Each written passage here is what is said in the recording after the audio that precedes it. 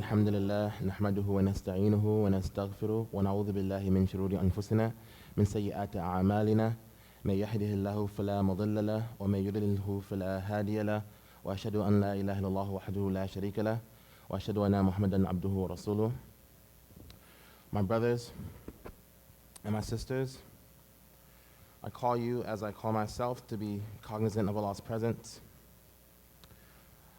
Allah subhanahu wa ta'ala says in the Quran, Al-Hakum at-Takathur, Hatta Zurutum al-Maqabir, that the acquiring of worldly things distracts us until we are in the graves. And so we ask that Allah allow us to be of those who are not distracted by the trappings of the world.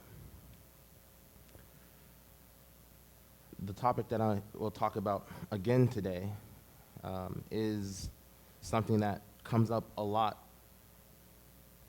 in terms of people who have challenges receiving the things that they are experiencing and reconciling that with their belief in Allah as being the all-powerful. And there's a term that is used to describe that, and a whole study that deals with apologetics that covers the concept of theodicy, which is the existence of God being all-powerful, Allah being all-powerful, and yet there's evil in the world, and how to reconcile those two things. And then there's another component that deals with divine providence, which deals with the unfolding or the unraveling of God's plan. As they say, we plan and Allah plans, and Allah is the best of planners. What does it look like to see the unfolding of what Allah has in store?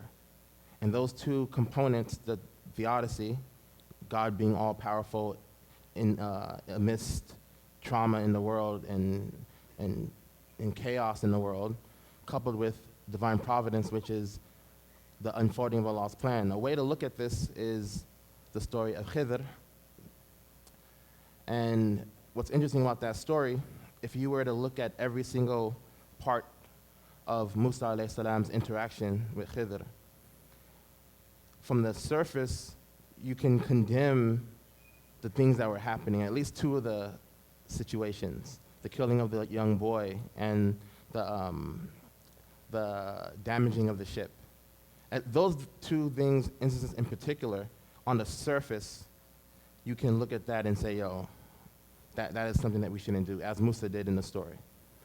But it's not until you see all of the pieces to that story to come to culminate into the end of the story, where Khidr explains to Musa alayhi salam what happened, that you're able to see the wisdom behind what happened in the story. And the story of Khidr in a way is an analogy for the concept of divine providence. The idea that human beings, how we function in society, oftentimes, if we feel something and it gives us a negative effect, or it impacts us in a negative way, we may think that this thing is bad. If something affects us in what we believe to be a positive way, we might think that that's good. But we know that Allah subhanahu wa ta'ala tests us with wealth, those of us who have wealth, and Allah tests us with struggle and lack of resources for those of us who do not have resources. The assumption isn't necessarily that because someone has wealth or has material success, that means Allah favors them. And it's also true that just because someone does not have all those things, that Allah has forgotten them.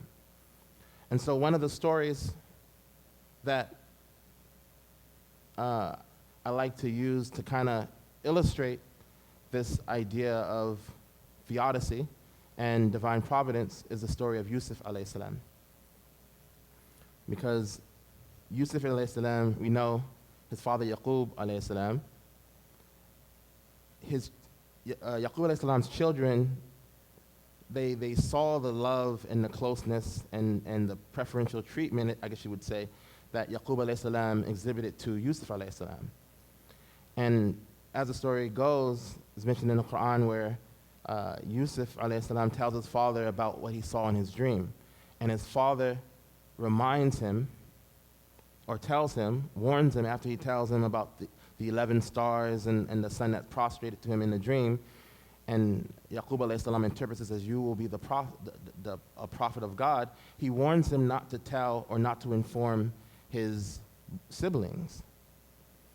And this is a very interesting thing to consider, because oftentimes I feel we romanticize how the beauty of a family. There's two extremes. One is to romanticize reality, romanticize history, and to be everything was beautiful, everything was lovely. The other extreme is to be very pessimistic. Both of them have their pros and cons.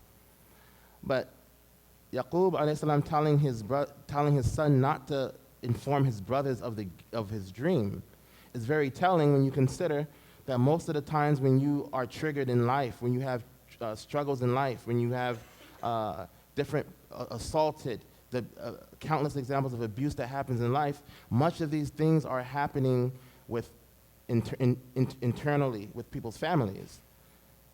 Statistically, you're more likely to be abused by someone that you know, and that ends up usually being people that are within your family. And you see this in countless examples of the different companions, of the prophets of Allah who struggled with their families to give their message.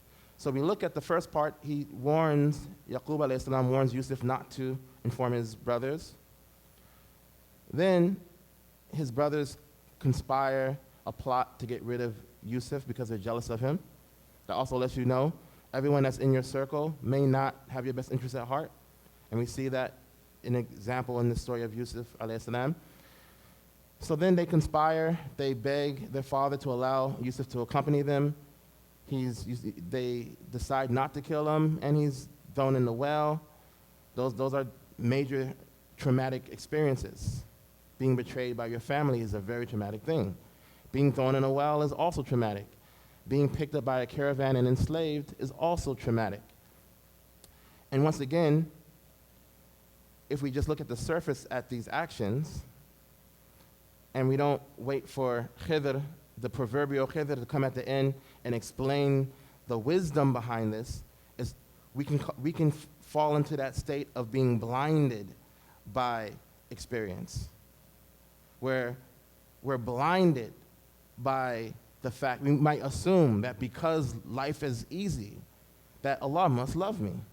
That's not necessarily the case, right? And so he's placed in the well. He's picked up by a caravan. He's enslaved. Arguably, one of the worst things that can happen to a human being is to be restricted against your will and enslaved and held captive. And this is what's happening to him. And then, of course, later what would happen, and you don't see this because if you just read the story and you just stop there, you won't see what I'm using as an analogy for the divine providence, right? Because you got to wait to the end to see what happens in regards to the ultimate good that comes out of all of these isolated situations that came together. So he eventually gives advice to people who are in prison who had dreams, and he interprets those dreams. And eventually one of the people who he interpreted their dream, he eventually goes out. He forgets about Yusuf. Long story short, something happens in Egypt, and it reminds him of Yusuf. And then Yusuf is brought to the dignitaries, and through his talent of interpreting dreams, he's able to devise a strategy to help Egypt live through the famine. And then what happens, interestingly enough, things come to a full circle where, due to the famine, his family is forced to seek resources from Egypt. And then he's reunited with his brothers, and he forgives them, and we know how the story goes, so on and so forth. Now, once again, to use the analogy of a module that you're going through. If you're studying math, for those of you who are good at math, sometimes what you find is that the modules, the first module might be a certain level of difficulty. The module after that there's certain levels that you might experience later on in your journey that are actually easier than the first part. Because of how your mind works, you might pick up different things conceptually, right? And so, but if you focus on just one module and you say, and you put all of your ducks in that basket of what you're experiencing that's right in front of you, it can cause you to miss the blessing that will come. Which is why Allah tells us that the people who are lost are those who did not persevere and are not patient, right? Because you see an example of Yusuf. Not only was he just experiencing these things, but he was being patient. He was being patient. He was working through it. And one reality that we have to recognize is, and I don't want to, once again, as I started off by saying, I don't want to overly romanticize trauma that people experience. To be fair, everyone is not going to have the same outcome that Yusuf alayhi salam had. So let's be clear about that. Everyone is not going to necessarily come to the end of seeing the successes they hope to attain as it relates to the challenges that they're facing. Some people will not receive that in this world. But if you are patient and you persevere and you do everything within your capacity to overcome any challenges that are in front of you, and you couple that with relying on Allah, because that's what tawakkul is. It's not just relying on Allah. Oh no, just brothers, this dhikr. It's relying on Allah, but it's also doing what we can do. It's tying the camel component. As long as you do that, even if we do not see it in this world, we will see it in the next life. And that brings to a conclusion of the first part, one of the challenges when we look at this question of how can there be an all-powerful God that exists and there be evil in this world? One of the things that makes it challenging to understand is if you only see this world as all there is and you don't believe in the world to come, that creates a problem. If you're not embodying tawakkul as it was explained by the Prophet ﷺ, where you're relying on Allah, but you're not allowing tyrants to be tyrants, you're doing everything that's within your power to overcome circumstances strategically, while also relying on Allah, you're going to have problems. So you have those two components. So we ask, as we conclude the first part, that Allah allow us to be of those who are patient, who persevere through our challenges, and rely on Allah. أقول قولي هذا واستغفر الله لي ولكم.